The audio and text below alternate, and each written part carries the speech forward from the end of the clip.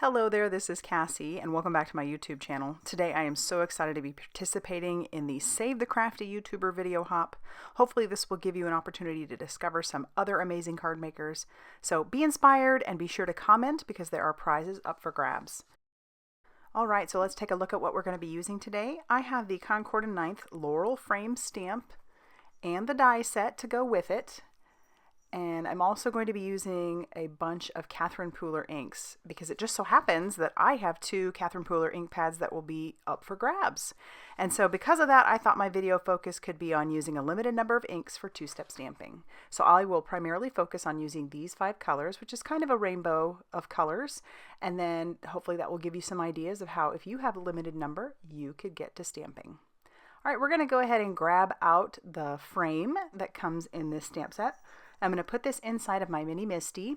I just have some Neenah Classic Crest Solar White cardstock in my mini Misti, and I've cut that down to about 4 1/4 by 5.5 inches. So it's basically the front of an A2 size card. I'm going to ink it up with my first ink, which is the Daydream ink. And this would be my base color. So I'll stamp that down, and I know obviously it's not green, so that's not typical, but it's kind of cool. I'm going to go on and stamp the next one because I want to make 2 different cards, and this is where I'll use the green, which is called Green Tea. It's a beautiful green. And then I'm going to clean off my stamp and put the second stamp inside, which is your second part of your two-step stamping. I'm going to use the Daydream stamp, and then I know that's interesting, but let it dry and you might be surprised. And then for my second one, I'm going to clean off my stamp and use the Juniper Mist. I know, blue leaves, but we're going with something here, folks, so stick with me. And I kind of like that a lot. All right, now we're going to actually stamp our flowers. This actually has 3 parts to it, but we're only going to stamp 2. I'm going to start with Sauna for my first set of flowers. Then I'm going to flip my paper, and I'm going to color this or stamp this one with Peppermint Scrub. And then I'm going to grab the second part. Actually, I think this is the third part. I'm going to skip the second part. And I'm going to ink this one up with Peppermint Scrub, and that's going to go over the top of Sauna.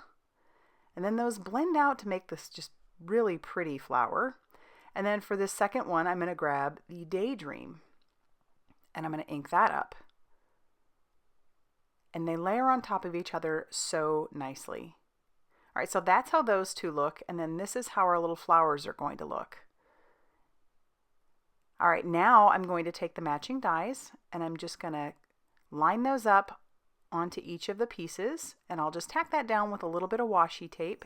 Any low tack tape would work, but my suggestion is whatever it is you're tacking it down to, just make sure that you don't tack your washi tape or whatever over your image.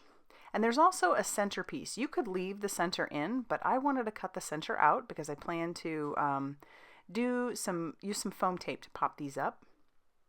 And so I'll tape those down and run that through my die cutting machine, and I'll do that for both. And then I'll line up the flower die as well and just tack that down. And that's how those are going to look. So now I'm going to grab a new panel. This is actually a whole card base. And I'm going to line up where I want that Laurel Frame to be. So I'm kind of manipulating my frame, and I'm taking the birthday stamp from this stamp set and lining that up in there, kind of trying to center things. And then when I'm happy with that, I'll grab the happy word, trying to make that fairly straight, pardon my head. I'll close the door of the Misti when I'm happy with that, and I'll take out the frame, and I'm going to ink this up with some Juniper Mist. And then I'm actually just going to stamp the other one with some VersaFine Clair Nocturne ink. And here I'm going to cover all the backs of my images, even the flowers, with some foam tape. And with that curve, with your foam tape, just take off both your pieces of backing paper, both your release papers, and you can work yourself around that curve without any issues. And this is the Scotch foam tape. This stuff tears very nicely, and it wraps around very easily. And I'll do that for both.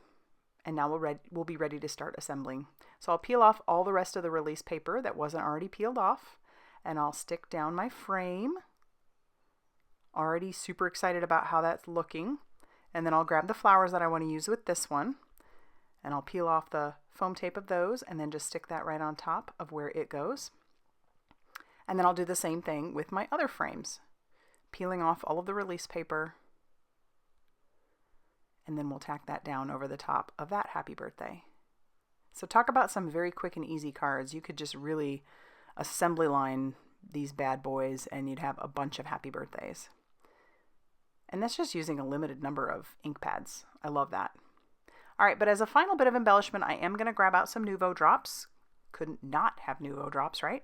This first one is metallic mustard gold, and I screw up the first or the second drop, but I'll show you how you can fix that. I just take my paper piercer and lean it on its side and then push that color back into the dot, and it's like it never happened. And then I'll just finish that off with a few more dots. And then the silver that I'm going to be using is called Silver Lining. After I tap those down just a little bit, give them an enamel dot feel. And then we'll do the exact same thing. And then that is going to finish off our 2 cards. And I love how quickly these came together, and I love how easy they were. So I also stamped that flower on the inside. Isn't that fun? Just using a limited number of ink pads, how you can come up with some really pretty designs. So kind of step outside the box a little bit and see if you can be inspired by that. Remember, this is a part of a video hop, so you have more places to stop and hop. So down below in my description box, I will have the next place you're supposed to head, along with all the details of this hop. So if you liked this video, please hit the like button and subscribe if you haven't already done so. I typically have 3 to 4 videos a week, and I would love to have you around. And as always, thanks so much for stopping by.